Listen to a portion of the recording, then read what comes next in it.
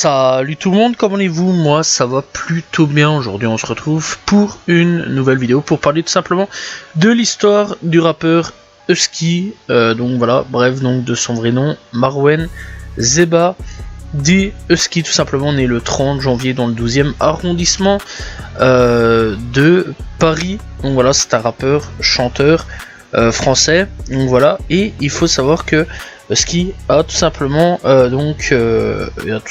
signé récemment dans le 9 de I. Alors il faut savoir que c'est un rappeur que j'ai découvert depuis pas mal d'années, vraiment pas mal d'années en fait.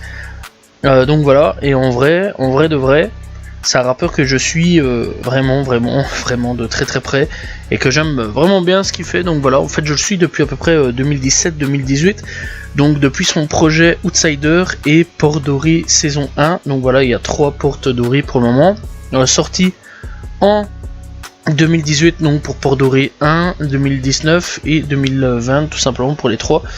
Donc voilà, bref, il est là depuis quand même pas mal de temps, je dirais, donc tout simplement, enfin c'est pas que je dirais, mais c'est que il est là depuis 2013 à peu près, donc voilà, on va dire à peu près, donc voilà. Et il faut savoir quand même qu'il a une particularité, c'est qu'il se fait connaître surtout via Planet Rap, donc voilà, mais c'est assez particulier, mais ça bien sûr j'en parlerai. Bref, donc c'est le cadet d'une famille de 5 enfants. Il grandit dans le quartier d'Alir, avec sa mère tout simplement d'origine tunisienne, donc voilà, et donc encore une fois c'est à Paris. Et donc ses frères et sœurs à la fin des années 90, donc voilà, 1990, je pense qu'on dit 90 chez vous en France, j'espère que je le dis bien, bref. Donc ils sont expulsés de leur domicile et tout simplement emménagent à Porte Doré, lieu qui porte le nom de ces 3 derniers, enfin de ces 3 derniers projets à ce moment-là. Maintenant c'est 3 derniers avant-projets. Donc voilà, bref, Husky est confié à la garde de son père en région de tout simplement le Rhône-Alpes.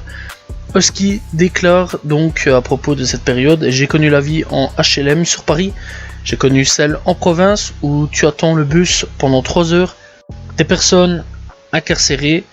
Bref, donc voilà, d'autres qui ont fait Sciences Po, je me sens bien partout, je ne vis pas à travers un code postal, je vis à travers ce que je crée, je suis le reflet de toutes ces personnes et ces lieux que j'ai fréquentés. Au début des années 2000, son père l'initie au monde du rap avec la découverte tout simplement de groupes tels que NTM, 113, Lunatic, donc Booba, Rof aussi en même temps. Donc voilà, donc les albums bien sûr de Booba et Rof séparément de tout ce qui a été fait. Et la Mafia Cafri bien sûr, donc durant plusieurs années. Il déclare plus tard lors d'une interview sur Spotify à propos de cette période: c'est mon père qui m'a mis dans le rap sans le vouloir. Bref, donc il continue tout doucement sa petite vie, voilà, sans plus. Donc voilà, et donc en 2010 il obtient un baccalauréat littéraire avant de poursuivre des études en sciences politiques et sociologie et à l'université tout simplement de Lumière à Lyon. Donc voilà, bref, donc il pratique aussi la boxe anglaise pendant plusieurs années avant de se faire retirer sa licence pour une rixe hors du ring. Bref, avec tout ça, il décide tout simplement de regagner par la suite la capitale et donc de retourner chez sa mère. Il fait ses débuts dans le rap en 2013 avec un freestyle auditeur pour l'émission Planet Rap présenté par Fred sur la radio Skyrock. Bref, à la suite de sa performance, l'animateur radio lui demande de le rejoindre sur le plateau de tournage sur lequel est le rappeur Fababi. Donc voilà, il se produisait ce soir-là. Bref, cet événement est repris par, attention, Franck Gaston Bidet pour le synopsis de la série Validé sur Canal+. Donc, clairement, là je suis en train de vous parler du mec qui a tout simplement inspiré la série Validé. Bref, donc, avec tout ça, en 2016, eh bien, il décide de publier donc Mojo, son premier EP, et rejoint alors Warner Music France avec une signature au sein du label Elektra France qu'elle quittera en 2018. Mais bon, bien sûr, il a travaillé avec eux. Bref, donc pour ce premier projet, eh bien, donc Mojo, on peut retrouver donc un des titres de 30 minutes. Alors c'est déjà énorme pour un EP, on va pas se mentir du tout. Et donc on retrouvera tout simplement des titres tels que Mojo, Samouraï, Namasté, Morphée, Mama. On retrouvera donc Bourgeois Nouveau, Chronomètre, Port Doré, vraiment déjà une référence à donc le quartier et clairement le futur, enfin les 3 futurs projets qui allaient arriver. Et donc clairement ce projet là, moi je l'ai bien aimé, donc voilà, Mojo, je conseille fortement d'aller checker, et franchement c'est un très très bon projet. Bref, donc en 2017, eh bien donc il se rend à Miami pour travailler sur un nouvel EP intitulé Outsider, puis enchaîne en 2018 avec sa première mixtape Port Doré saison 1, le premier volet d'une trilogie qui s'étale sur 3 saisons en 2 ans. Alors pour tout simplement Outsider, sorti en 2017, on retrouve donc un 7 titres, donc là vraiment pas beaucoup de titres, donc voilà, ça fait 21 minutes, donc voilà. Par contre on retrouve un invité, Scroily Boy, donc voilà, et donc on retrouvera donc Boulevard, on retrouvera Jungle, Night Rider, Nirvana, Nox, et bref, franchement c'est un bon projet que j'ai quand même bien apprécié. Alors pour Port Doré saison 1, on retrouvera tout simplement, eh bien, 13 titres, 39 minutes, donc voilà, on retrouvera Saori, on retrouvera tout simplement Jon Snow, on retrouvera tout simplement Puff Daddy, on retrouvera bref Jimi Hendrix, Agato Prou, d'ailleurs j'avais bien kiffé ce son là, on retrouvera Talon, auquel j'avais bien kiffé aussi, donc voilà, on retrouvera donc pour ça, on retrouvera donc Cathy. Bref, il y a vraiment pas mal de sons. On retrouve tout simplement quelques invités lors d'Esperanza. Je pense qu'il y a fortement moyen que vous connaissez. On retrouvera Monsieur Nov, on retrouvera Someone, on retrouvera donc Icon, donc voilà. Bref, donc quand même, déjà, c'est déjà un projet où il y a déjà beaucoup plus d'invités. Donc voilà, et c'est un très très bon projet que j'avais bien kiffé. Donc voilà, et je l'avais connu via Talon et Agato Prou, donc à cette époque-là. Bref, donc avec tout ça, donc il inclut de multiples collaborations avec des artistes comme Joker, Capoin, on retrouvera donc Lord Esperanza, Monsieur Nov, Chinko, Tango John, Dox, etc., etc.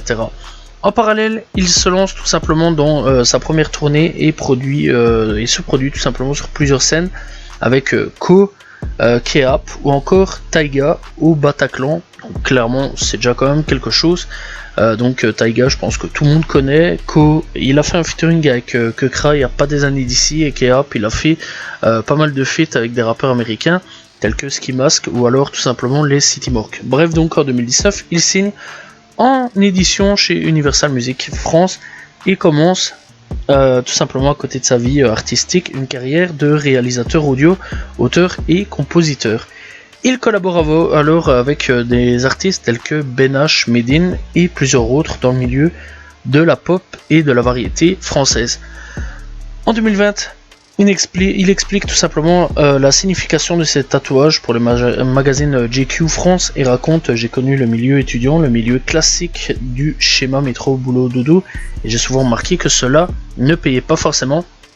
J'ai juste décidé de croire en moi, de faire ce que j'aime et d'y aller à fond sans me soucier du regard des autres. Alors bien sûr, j'ai pas encore parlé de Port Doré saison 2 et saison 3, donc on va y aller. Donc 2019, on revient un petit peu sur tout simplement Port Doré. Donc Port Doré saison 2, on retrouvera donc un 11 titre, on retrouvera donc des featuring avec Joker, le seul featuring du projet d'ailleurs. On retrouvera donc des titres tels que Fawcett, on retrouvera tout simplement Sunset aussi, on retrouvera Spleen, on retrouvera Science, Fer, Néron, bref, vraiment pas mal de bons titres que j'ai vraiment bien kiffé.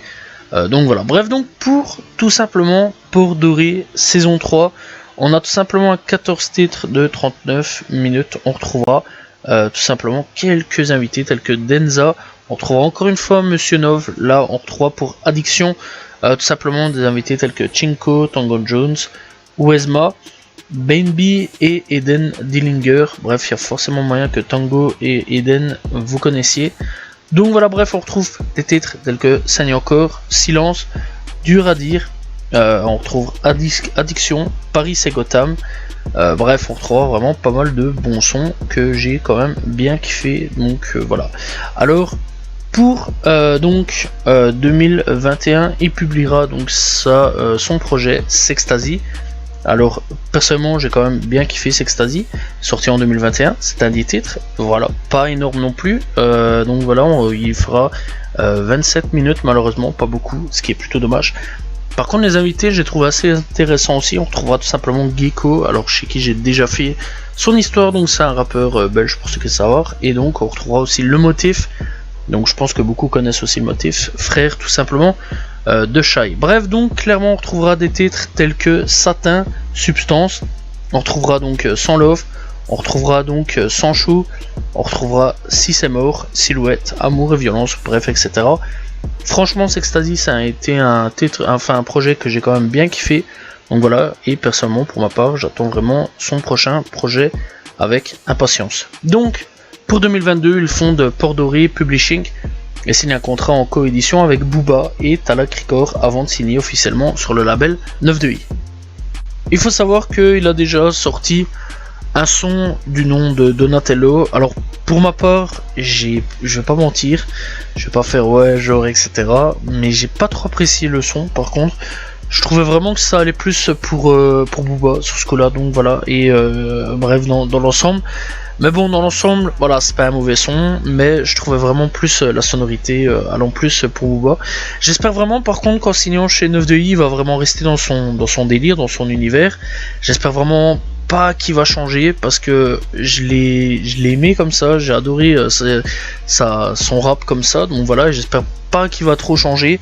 Alors bien sûr, on espère des changements, oui, un peu quand même, voilà, une évolution, ce qui est normal. J'espère pas que ça va pousser trop loin jusqu'à en faire un rappeur qui fait des trucs comme on va dire à la Booba, donc voilà. J'espère pas non plus qu'on va se choper des trucs, des sons d'été style donc encore une fois la Booba, etc. Je trouve vraiment que Donatello par contre était vraiment plus fait pour Booba que pour lui tout simplement, donc voilà, et apparemment je suis pas vraiment le seul. Il y a quand même pas mal de gens dans les commentaires, enfin sur internet, etc. qui se posaient vraiment la question et qui se disaient que ça marchait plus pour Booba que pour lui. Bref, par contre, j'espère vraiment, encore une fois, que son évolution musicale va aller vraiment plus loin et que ça va apporter beaucoup plus de visibilité en étant chez le 9-2i. Donc voilà, mais pour ma part, pour le moment, c'est un peu une déception au niveau de sa dernière, de son dernier single sorti. Donc voilà, encore une fois, j'espère vraiment que le 9-2i va pas l'enfermer dans un truc qui est pas vraiment dans son identité, je trouve. Donc voilà, et j'espère qu'il va pouvoir aller beaucoup plus loin et faire ce qu'il faisait déjà d'avance, donc voilà, mais beaucoup plus loin et d'aller beaucoup plus loin dans sa folie et dans les projets. Donc voilà, bref, je vais quand même vous donner quelques sons à aller checker, à aller écouter. Donc voilà, de la part de Husky. Donc on a quand même Satin, on a Sextasy aussi que j'ai quand même bien kiffé donc l'année passée, donc sorti il y a 1 an d'ici. On a Talon sorti il y a 4 ans d'ici que j'avais bien kiffé. On a Kill Bill, on a Fer que j'avais bien kiffé aussi. On a Saori, on a Mojo sorti il y a 6 ans d'ici. Paris et Gotham, on a Saigne encore. Bref, on a Jon Snow avec Nov, on a donc Chronomètre. Bref, on a vraiment pas mal de sons, voilà, on a Fawcett avec Joker. Alors je sais aussi qu'à un moment il avait sorti des titres chez Dailymotion, donc Samurai. On a encore Namasté aussi, je sais à un moment aussi qu'il avait fait un style de son avec avec un style de dubstep derrière. Donc voilà, c'est assez particulier dans l'ensemble, donc voilà, et est-ce qu'il va refaire ça un jour ou non? Je sais pas, telle est la question. Ça pourrait être intéressant de voir un petit peu du rap avec du dubstep. En tout cas, lui, je l'avais entendu, j'avais écouté bien un son dubstep, donc voilà. Et donc, clairement, il y a vraiment beaucoup de sons disponibles de la part de Husky. Et je vous conseille vraiment d'aller checker. Voilà, c'est la fin de cette vidéo. N'hésitez pas à vous abonner, liker, commenter, partager. On se retrouve demain pour une nouvelle vidéo, très prochainement pour une nouvelle histoire. Salut tout le monde, ciao ciao.